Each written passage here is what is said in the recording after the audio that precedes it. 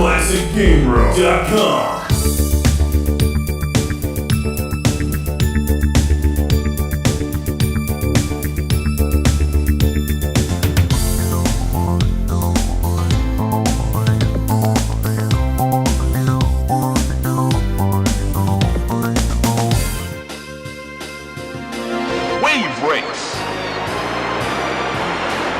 Welcome to Classic Game Room, where I've covered lots of driving games, but this is the first jet ski racing game I've ever played, Wave Race 64.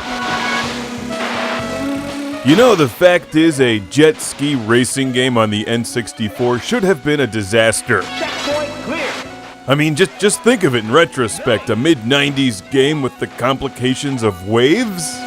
There's no way it could possibly play well, except it actually does. Wave Race 64 is impressive. When I say it backwards.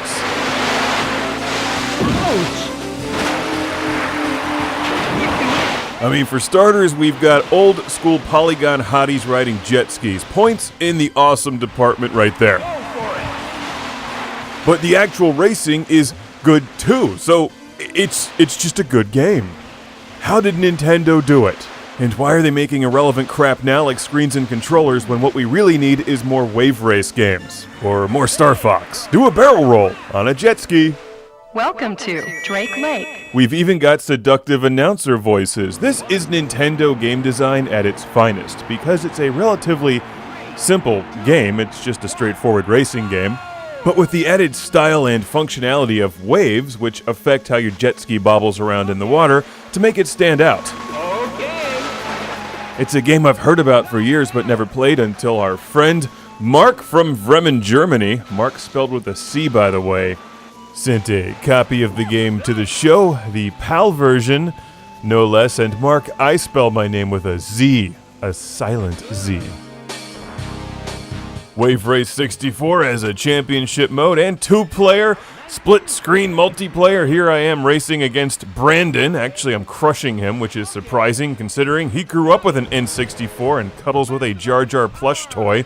The more gates that you hit in succession, the faster your speed, and it even plays well with the horrible N64 controller.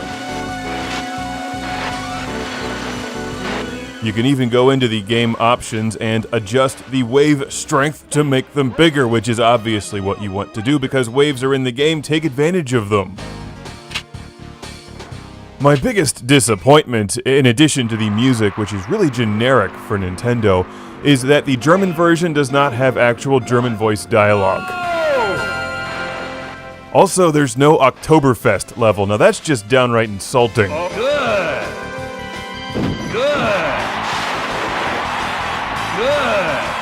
Okay. Good. Come on, how much better would this be in German?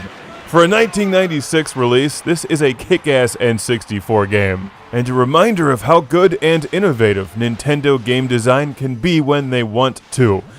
Wave Race 64 is just full of energy.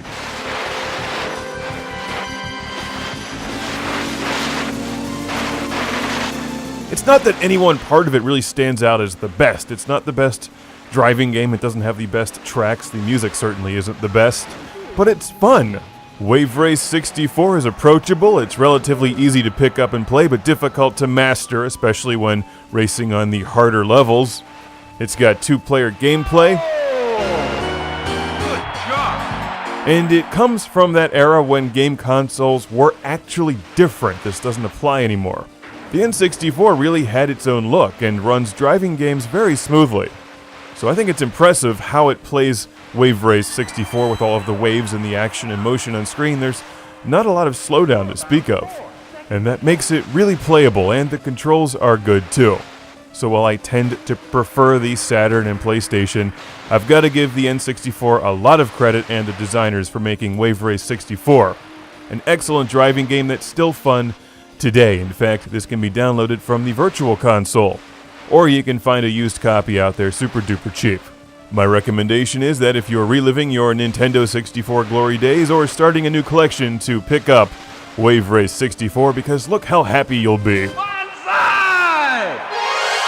which, as all of you know, is German for I'm very happy now, where's the beer? There's none left. The dude in the yellow drank it all. It's Wave Race 64. You're the champion. Congratulations. That's right, Mark. You're the champion. In fact, everyone named Mark listening right now is a champion. The rest of you, well, maybe next time.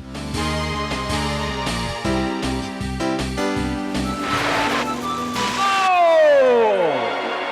Nice try.